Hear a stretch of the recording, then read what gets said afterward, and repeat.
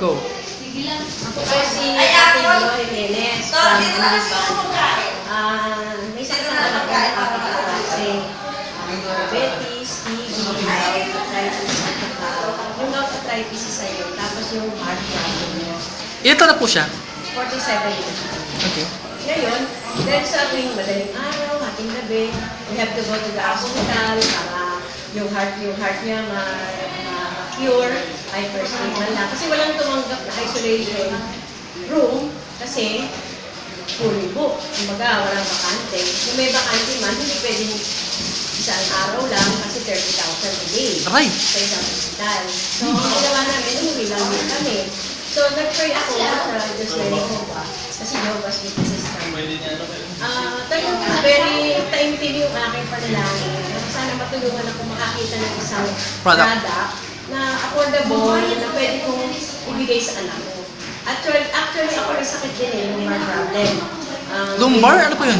Lumbar problem is this, yung aking, dito sa aking baba, dito sa lumbar. Buto? From here, Oh. from here dito sa dalawang spine hanggang baba, may pain yan. May pain. Pag naglalakad ako, uupo ako, hindi pwedeng dito sa walang kutsyon. Hindi pwedeng 2 hours ako nakaupo, hindi ako pwedeng 2 hours nakatayo. Minutes lang. And I have to walk only for 15 minutes, uupo na ako or hihiga. I see. Pain. So, nung ako'y nag-brace from orthopedic hospital, isinuot ko yun 2 years ago.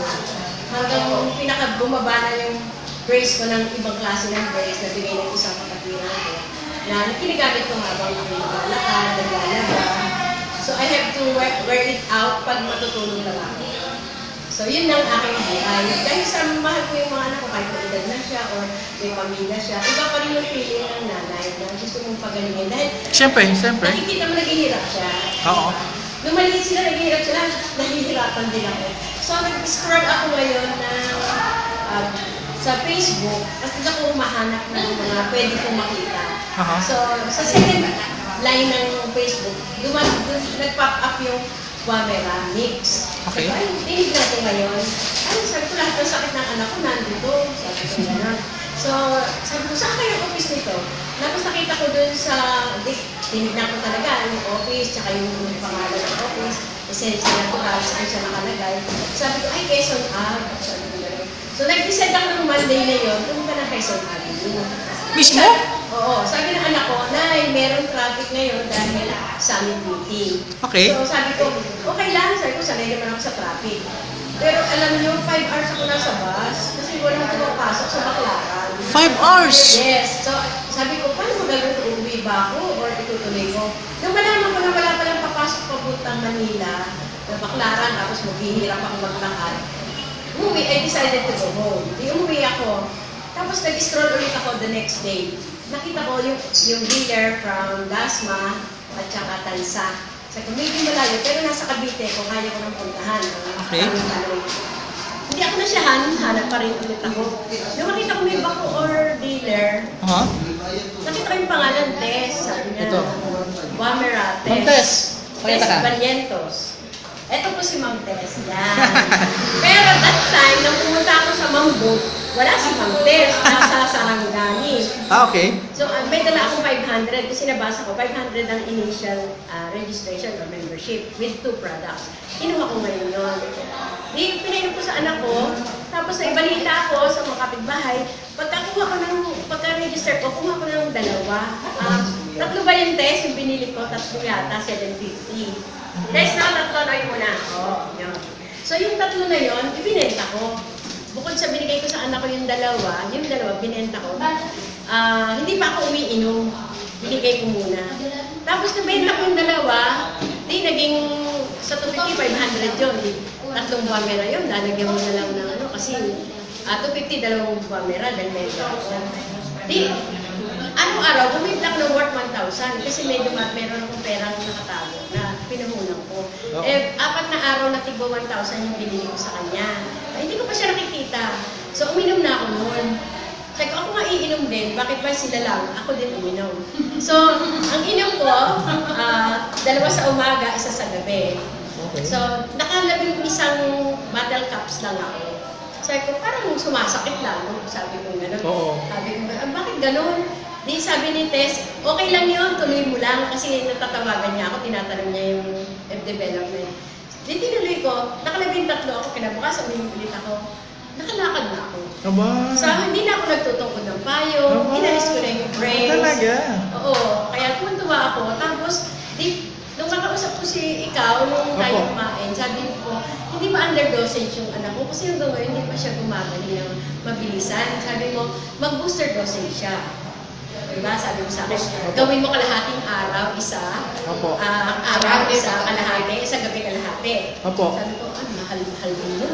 Okay lang. Basta bumaling na lang siya. Dahil ang dami niyang gamot. Meron siyang gamot sa Yes. puso, 250 isa. Ilan pong tablets ang ininom niya? Sa TB, libre naman yun. Ah, libre. Yung metformin sa diabetes, at saka yung sa heart.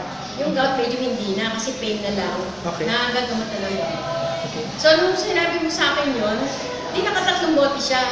Nagpa-sputum siya ngayon. Sputum. Test. Sabi naman ng ako, Nay, negative na. Hala! Talagang nag-negative ang TB niya. Pero sabi ng doktor, you have to continue up to 6 months. Okay. Yung TB. Kasi yung proseso nila. Oo. So, Pero, alam po ng doktor na ano siya, bumero siya o hindi? ewan ko kung sinabi. Ay, okay. Siyempre, doktor yan ako, mali. Ay, syempre. Oh, okay. So ngayon, sabi ko, salamat sa Diyos na nakagaling ka Yeah, okay. na. I'm glad you. Kamusta naman yung heart pain mo? Sabi ng asawa niya, Nay, natutulog na po kami magdamag. Wow. Ay, Masarap lang tulog. dati hindi pwede. alauna, alas 3, tsaka kumakain siya araw maya, kumakain, ihi ng ihi, kasi may diabetes Yes, na. correct po. Tapos yung heart problem niya, pag medyo na nag-iisip siyang walang pera, kasi gagamot siya, so nandun yung pain. Yes, so. Sabi niya, nung uminom pa rin siya ng kape na ona, yung nadagdag pa yung kanyang paghiling. Hindi pa siya magaling na magaling, but then, yung pagod namin, Yes. nakakami kami ng ospital, gigising ka madaling araw, wala kang tulog, babantayan ko. Kasi pag umalis yung asawa niya, ako nagbabantay sa kanya pag nasa bahay ako. So, ganun. Eto Nung na. naiyak ka yata. Ha? Naiyak ka yata. Sino ako? Oo. Naiyak ko sa tuwa dahil yung prayer ko was heard sinagot. Ah, okay. Hindi lang Oh, anak ko ang okay. napagaling ko. Syempre. Pati ikaw. Syempre kasi yung stress eh. Oo. Stress Tapos, yun. hindi lang ako, yung hipag ko, dalawang hipag ko na may sakit sa tuhod. Yung tita ng mister ko na may sakit din sa tuhod, yung tito nila na may sakit sa tuhod, na hindi makalakad. Halos lahat sila gumaling. Pati yung mga kinausap ko tungkol dito, sabi ko, nag-sacrifice ako ng isang battle para makatikim sila. Oo. At maganda naman ang resulta. Sabi niya, ang sarap naman niya, at saka ang galing. Kaya yung isang sister, si Carolina, yung kanina, ate mo, pwede ba kumuha ko niya, wala mo ng bayad. So I gave her 1 bottle. Kasi nag-deliver ako, nakita niya, marami akong dala. Yun, nakaano na siya. Ngayon nandito, nag-member siya. Yun naman, dinala ko sa Japan, 10. Alam ni Ma'am Bess yun. Sabi niya sa akin, kinamusta ko siya kanina. Sabi ko, ano na, taas pa rin diabetes ko eh. Sabi yung sugar ko, 400. Kumakain ka ng bawal? Oo. Gumagapang ka pa? Hindi na. Kasi, hindi siya makalakad pag malakas ang diabetes niya. Gumagapang siya. Maglakad. Hindi talaga siya nakakalakad. Sabi niya, okay na ako ulit pupunta ako sa Pilipinas by next year. Titignan ko yan. Pati Wow. nanay ko. Pinabigyan din niya yung nanay niya na wala lahat ng pera sa balikat kasi nagtigil na yun. Lahat, basta wala akong bad news. Wala akong bad news Amen. about Guamera. Lahat ng binigyan ko, merong good results. Kaya, try Guamera and have a good living, happy life. Kahit Yes. mahirap ang buhay, Exactly. mura lang ito, di ba? Exactly. Thank you po. So you have others, you have yourself, you have others, you earn also. Exactly. Yes. Thank you po. Nagkape rin. Bye-bye. Bye-bye.